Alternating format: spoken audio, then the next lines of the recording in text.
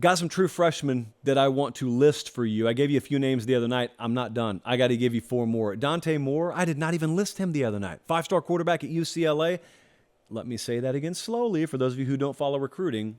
UCLA landed a 5-star quarterback, not out of the portal, out of high school. And they paid to get him, and it's legal.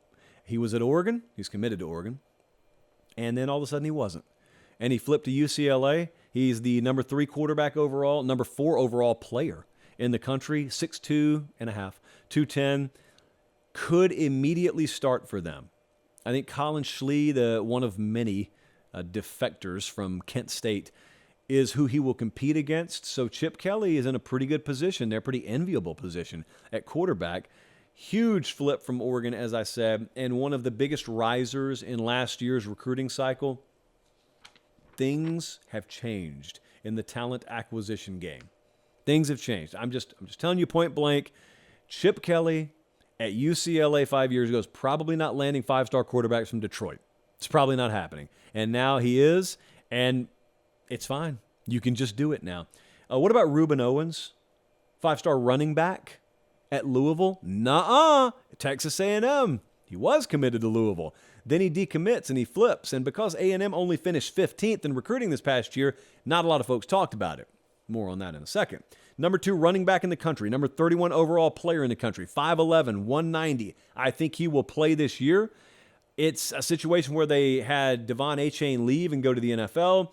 And it may not be that he has 30 carries in week 1. That's not what I'm telling you. What I'm telling you is I think they will, not so subtly, ease him into the rotation, and by season's end, he may very well be their best tailback. Now, it could be that way from the outset, but I definitely think Reuben Owens is going to be a guy that matters and plays meaningful downs in a big way at tailback for Texas A&M this year. He's already enrolled. Most of these guys are now. I mean, most of the players we're going to talk about are already enrolled. This was a big get. They needed to keep him home. Now, I said people have overlooked it because A&M finished 15th. This is going to be an interesting case study, 5 years from now, maybe even 3 years from now. You had the 2022 class finishes number 1 overall, highest rated class of all time. Several of those pieces have already left. Then you had the 2023 class that finishes 15th. I wonder which one will end up being better. 3 years, 4 years, 5 years from now, when you look back, the pieces of that highly rated class that stayed and contributed, and the pieces of this class that stay and contribute, which one will be considered as better? It's a crazy question right now, because on paper, it's 2022. Duh. We'll see. The other thing is, does the offensive experiment with Bobby Petrino work out? Is Jimbo Fisher still there 3 or 4 years from now? All of these are unanswerable questions. What about Peyton Bowen? Talked about that secondary at Oklahoma and how I was going to get back to it. Well, we're back to it now.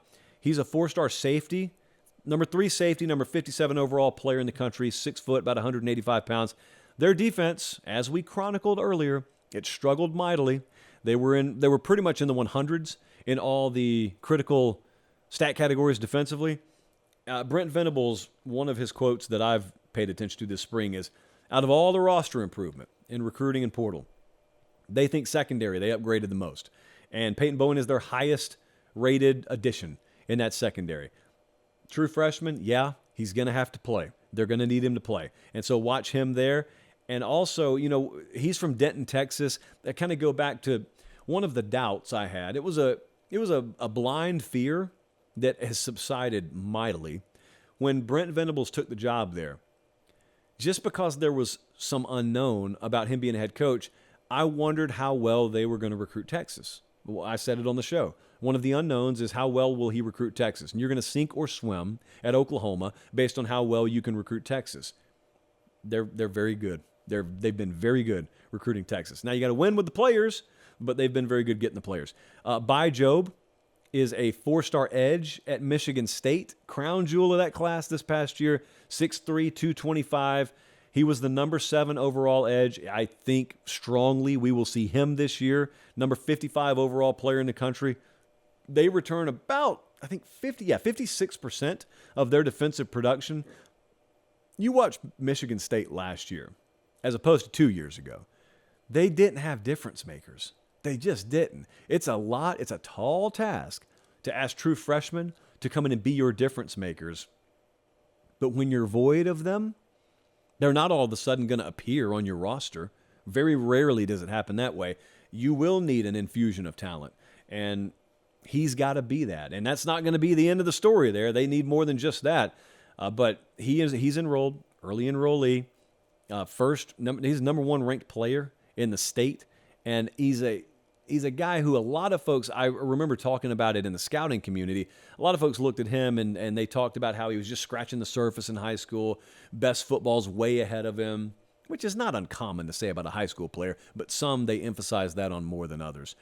So those are 4 more true freshmen that I'm keeping a strong eye on. See, a lot of these highly rated guys, they may be signed, and you don't see them in year one. They either redshirt or they play special teams.